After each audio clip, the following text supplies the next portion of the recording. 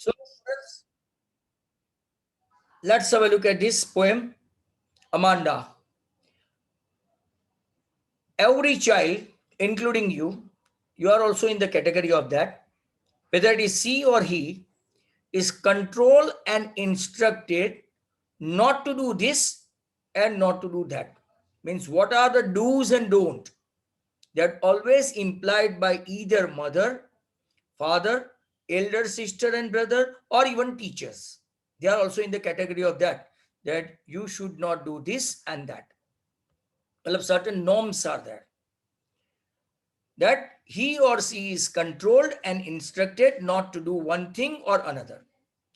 You too may feel that your freedom is curtailed.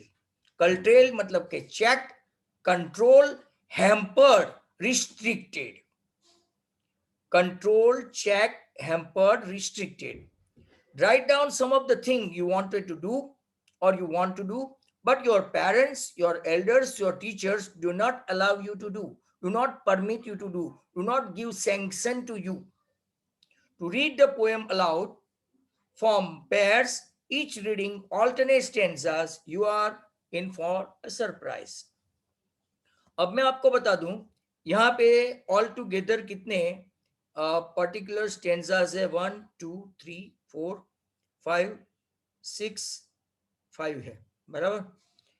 अगर आप लोग देखेंगे यहाँ पे कुछ कुछ 5 में, तो certain things are exclaimed by mother and certain things are exclaimed by daughter, that is Amanda itself. Name of the girl is Amanda. मतलब कि अमांडा कोई ऐसा वर्ड नहीं है कि आप डिक्शनरी ढूंढो, बराबर। अब सबसे पहले मैं आपको एज यूजुअल समरी बताऊंगा, सब लोग आराम से सुने। तो summary of the poem, it is by Robin Klein. This poem depicts or suggest or give something idea about the state of a little girl's mind, कि उसके दिमाग में क्या चल रहा है, who is constantly or consistently or persistently instructed about do's and don'ts, जो मैंने आपको बताया do's and don'ts by her mother or elders, यहाँ पे मदर ही है। She is told strictly not to bite her nails, जो जनरली हम बचपन में छोटी होती है तो ऐसे नाखून काटते होते हैं, तो हमको बोलता है ऐसा मत करो, इसको मत छुओ, इसको मत करो। तो she is told strictly not to bite her nails, hunch her shoulder और to slouch but to sit up straight.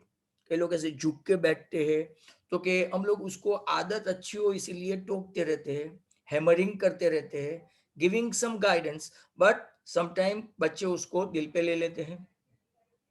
Amanda fancies that, argue that she is a mermaid as the sole resident drifting happily in a relaxed emerald sea.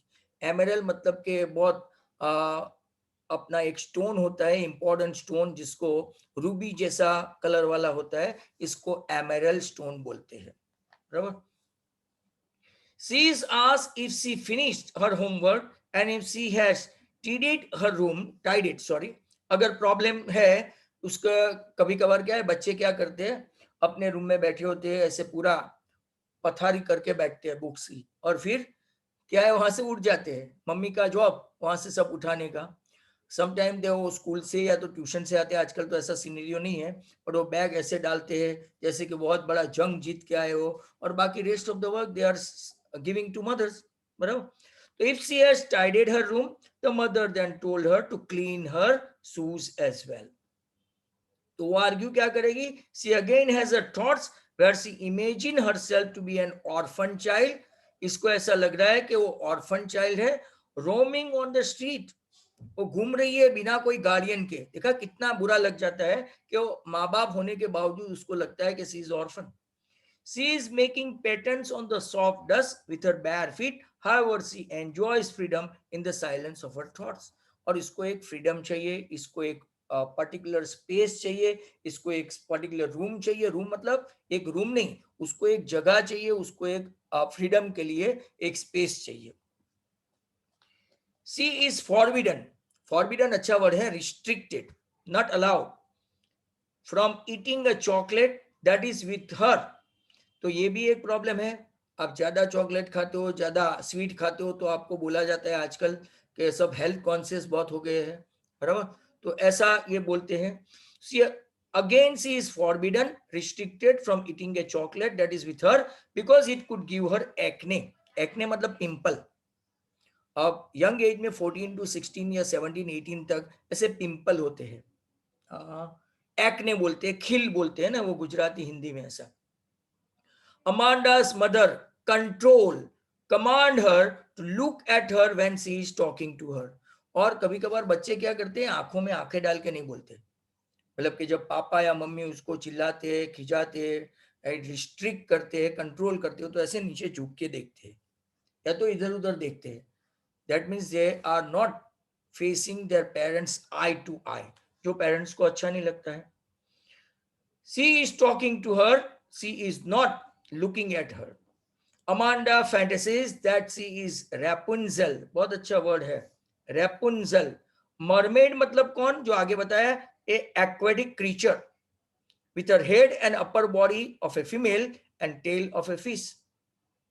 Orphan का मतलब तो आपको बताया, child whose parents are not there, इसको हम लोग बोलते हैं. तो Rapunzel बताया बाद में. Amanda fantasies that Rapunzel and she is very happy to live alone in the tower. एक बड़ा सा टावर, एक Rapunzel की स्टोरी है जो मैं बाद में आपको बताता हूँ कि what is Rapunzel. तो उसकी एक स्टोरी है, तो इसके बारे में बताता हूँ. She has nothing to worry about. She wanted to live alone. Everything there is absolutely peaceful and not many people. बहुत सारे लोग वहां पे जानते भी नहीं है इसके बारे में. She was मतलब कि एक ऑथ लेते हैं, बराबर. Was to worry about. Everything there is peaceful. Not many people know about that life, and she was to never let her golden hair down to escape from the tower. और उसके जो बड़े बड़े blonde hair है वो tower के नीचे कभी नहीं उतरे, मतलब कि उसको वो जगह से हटना नहीं है. Soon her mother starts scolding her again. वापिस एक पैराग्राफ उसका, एक पैराग्राफ मम्मी का. Soon her mother starts scolding her again and tells her to stop being sulking. Sulking मतलब brooding. Brooding मतलब thinking for a long, long time. Brooding and being moody always, as anyone would feel that her mother nagged her all the way. Nagging मतलब harassing, torturing, बार बार टोकना, hammering करना, इसको बोलते हैं nagging. बहुत अच्छा वर्ड है, नैगिंग, हैरेसिंग, टॉर्चरिंग और hammering. Her mother nagged her all the way. All together poem consist of how many stanza? मैंने आपको बताया 1 2 3 4 5 6 and 7 नीचे है. 7 स्टेंजा में से 4 मम्मी के और 3 उसके, बराबर है. तो 1 3 5 and 7 stanza are made up of 4 line each. अगर आप लोग देखेंगे, don't bite your nails Amanda, don't hunch your shoulders Amanda, stop the slouching and sit up straight Amanda, ऐसा. 1 3 5 and 7 stanzas are made up of 4 line each and are spoken by Amanda's mother. आपको ऐसा question भी पूछते हैं. Second, fourth and sixth stanza are written within brackets, are made up of 3 lines each, जो bracket में है, and are fantasies by Amanda herself. Slouching मतलब के drooping, जो मैंने आपको बताया. Tranquil मतलब calm, very peaceful. Negate का मतलब कि आपको समझाया. Emerald मतलब के bright green कलर का स्टोन होता है वो. Mermaid मतलब के aquatic creature. Falcon, the head of the upper body of a female and tail of a fish, इसको बोलते हैं. और रेपुंजल का स्टोरी आपको बताना बाकी है. तो आई थिंक थोड़ा थोड़ा समझ में आया होगा. बाकी का हम लोग वापिस थोड़ा बहुत मैं आपको समझाता हूं, तो समझ लो कि what is the pattern, what they wanted to see. तो वापिस एक शॉर्ट समरी में आपको बता दूं और फिर हम लोग आगे चलते हैं. This poem depicts the state of a little girl's mind who is constantly instructed about do's and don'ts by her elders. She is told not to haunch her shoulder. Haunch मतलब के bend करते हैं ना, ऐसे झुकते हैं वो. She is told not to haunch her shoulder and to sit up straight. She is told to finish her homework and tidy her room. She is forbidden, restricted, not allowed, not given consent from eating a chocolate that she has. And all the time the little girl Amanda keeps dreaming of a life of a freedom in the open. उसको हमेशा एक freedom चाहिए था, जो इसके freedom को cartel कर दिया गया, रिस्ट्रिक्ट कर दिया गया, फॉरबिडन कर दिया गया, चेक कर दिया गया, हैम्पर कर दिया गया. She dreams of a mermaid in the sea, of roaming barefoot in the dusty street, and of golden hair Rapunzel who lived alone in the high tower. Rapunzel नाम की एक है जो हमेशा हाई टावर पे रहती है. She takes no note of what is being said to her. उसको क्या क्या बोला जाता है वो नोट नहीं करती है. Then she is rebuked, blamed or scolded for being moody and sulking all the time. तो अब आपको चैप्टर वाइज चलते हैं हम लोग, मतलब सॉरी लाइन वाइज चलते हैं, और फिर आपको मैं स्टोरी बताऊंगा रेपुंजल की. Some students are going and entering, ऐसा करते हैं. नाउ वो रेपुंजल की स्टोरी के सर तो खा जाएंगे, फिर बाद में बताएंगे नहीं, बराबर. रेपुंजल वॉज ए प्रिंसेस, एक प्रिंसेस थी. Rapunzel was a princess with long blonde golden hair. Her hair was so strong, इतने strong थे, that she used to drop her hair from the tower. पूरे टावर से नीचे लटका दिया था. And she was living in, and her prince charming used to climb by using her hair. ये story थी. उसका जो प्रिंस था वो इसके जो ब्लॉन्ड हेयर थे वो पकड़ के टावर के ऊपर चढ़ता था. ये आपको हिंदी में बता दिया. But Amanda wants to enjoy the tranquility. Tranquility मतलब के कामनेस, पीसफुलनेस, ट्रैंक्विल बहुत अच्छा वर्ड है, of a tower, and does not want to let down her hair. But वो रेपुंजल की तरह अपने हेयर नीचे लटकाना नहीं चाहती कि कोई भी ऊपर आ जाए, बराबर. She doesn't want any prince, मतलब कि उसको ऐसा कुछ भी नहीं था कि जो उसकी पीस को ब्रेक करे या तो उसको राइट छुए और डिस्टर्ब करे, इनफैक्ट उसकी फ्रीडम को कर्टेल करे. ये था आपका दो समरी मैंने आपको बता दी. एक का तो मतलब कि कॉमन ही समरी था. तो आप अभी हम लोग पोएम का लाइन टू लाइन देखेंगे, फिर पोएटिक डिवाइसेस भी देखेंगे, तो तैयार हो जाओ इसके लिए. अब पूरी समरी बता दी है. पहला 1, 3, 5, 7 अगर आप देखेंगे तो वो मम्मी का है, और 2, 4, 6 लड़की का है. Don't bite your nails, Amanda. Don't hunch your shoulders, Amanda. Stop that slouching and sit up straight, Amanda. Instruction by mother. Don't do this, don't do that. Not to bite your nail. हंचिंग मतलब band करना, मैंने आपको बताया. Hunch means to bend, और draw up into a hump. Hump मतलब वो खूंधे हो जाते हैं ना वो. Your shoulder. Stop the slouching. Slouching मतलब सीट, स्टैंड और वॉक विथ एन ऑकवर्ड और ड्रूपिंग पोस्चर. ड्रूपिंग मतलब ऐसे झुका हुआ. तो पहले में आपको don't bite your nails Amanda, don't hunch your shoulders Amanda, पूरी इंस्ट्रक्शन है मम्मी की उसको. यहाँ पे अगर आप लोग देखेंगे तो Amanda, Amanda and straight Amanda, A pattern है. मतलब सर जो इसका राइमिंग पैटर्न है, अमांडा अमांडा सेम ए. फिर तीसरा जो वर्ड है वो बी ले लो क्योंकि वो सेम नहीं है. वापिस अमांडा चौथी लाइन में, तो आपकी पैटर्न हो गई ए. देयर इज ए लैंग्विड एमरल सी. बहुत अच्छा वर्ड है. लैंग्विड मतलब विदाउट एनर्जी और spirit. There is a languid emerald. Emerald मतलब मैंने आपको बताया येलो इज ग्रीन कलर का stone. See where the soul inhabitant. Inhabitant मतलब ड्वेलर, जो रहता है अंदर रहता है. It's me a mermaid drifting blissfully. Mermaid a woman with a tail और a fish. A woman the tail of a fish.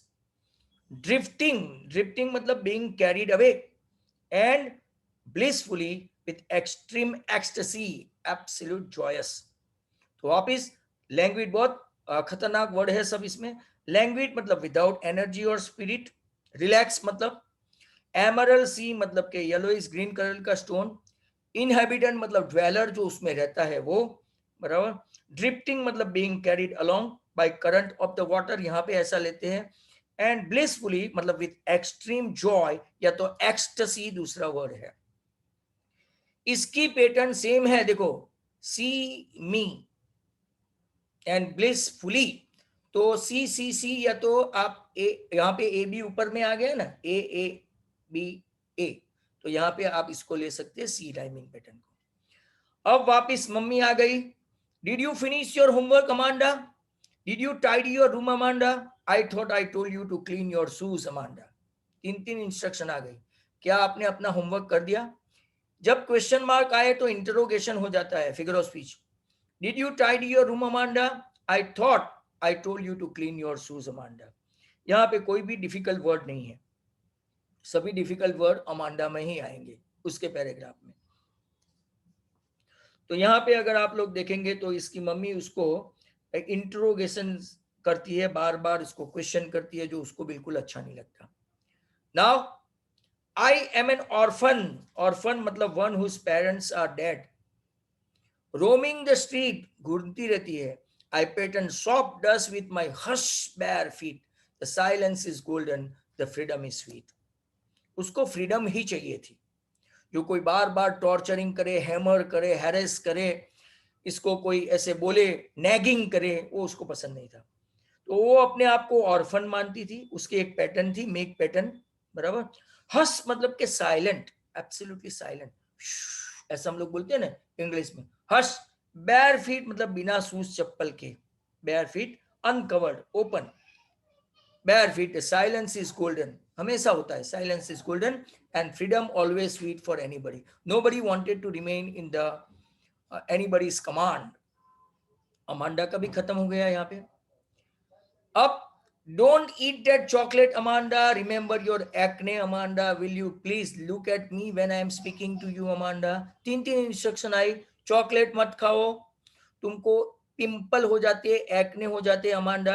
Will you please look at me when I am speaking to you. मैं जब तुम्हारे साथ बात करती हूँ तो आंखों में आंखों मिला के बात करो, बराबर। तो ऐसा उसको एक इंस्ट्रक्शन मिला। एक्ने मतलब पिंपल, या तो स्किन स्पॉट भी बोलते हैं, स्किन स्पॉट। इसका वो रिप्लाई क्या देती है, देखते हैं। I am Rapunzel, I have not a care. मैंने बताया Rapunzel, one princess having a blonde hair and over there on the tower, living on the tower. Life in a tower is tranquil. बहुत अच्छा word है, tranquil means very peaceful, undisturbed, very calm. Life is tranquil and rare. I will certainly never let down my bright hair. मैं Rapunzel की तरह मेरे लंबे बाल tower के नीचे नहीं उतारूंगी कि जिसको कोई क्लाइम कर सके पकड़ के। स्ट्रॉन्ग होते हैं। So very rare मतलब very special, very superb, you can say. And what she was expecting, she doesn't want to go down, and she doesn't want to let anybody climb via that hair. So I am Rapunzel, I have not a care. Life in a tower is tranquil and rare. I will certainly never let down my bright hair. सभी में देखो rare, care and hair एक जैसे ही pattern है, pattern सी। पहले mummy वाले paragraph में आपकी पैटर्न है राइमिंग पैटर्न ए, और अमांडा वाले में see and see. Mind well. Last and final mummy का पैराग्राफ। तो stop that sulking at once. Sulking मतलब brooding, thinking for a very long time deeply. Stop that sulking at once, Amanda, you are always so moody, Amanda. और बाद में अगर parents ऐसा है तो हमेशा वही बात कर देते हैं कि यू आर वेरी मूडी, तुम तो बहुत मूडी हो। Anyone would think that I nagged at you, Amanda. कोई भी ऐसा सोचते हैं कि मैं तुमको टॉर्चर कर रही हूँ, हैमर कर रही हूँ, तुमको हैरेस कर रही हूँ, ऐसा लगता है, स्कोल्ड कर रही हूँ, रिब्यूक कर रही हूँ, ब्लेम कर रही हूँ। That is not fair. Mummy का ऐसा मानना था। तो अगर आपने यहाँ पे देखा हो तो Amanda was a girl of maybe 14-15 and she was always nagged, tortured or tantalized by mother, and always giving instruction what to do, what not to do, do's and don't, and that she doesn't like.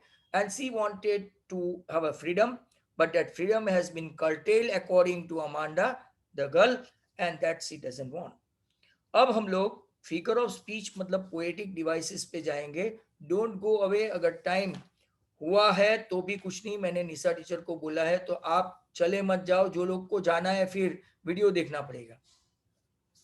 तो figure of speech के साथ अगर हम लोग चले तो पहला, don't bite your nails Amanda, exclamation की साइन हो तो एक्सक्लेमेशन और इंटरोगेशन की साइन हो तो इंट्रोगेशन। अब हर एक में डोंट डोंट पहली दो लाइन में स्टार्ट हुआ तो इसको हम लोग एक नई फिगर ऑफ स्पीच मैंने आपको बताया था एनाफोरा।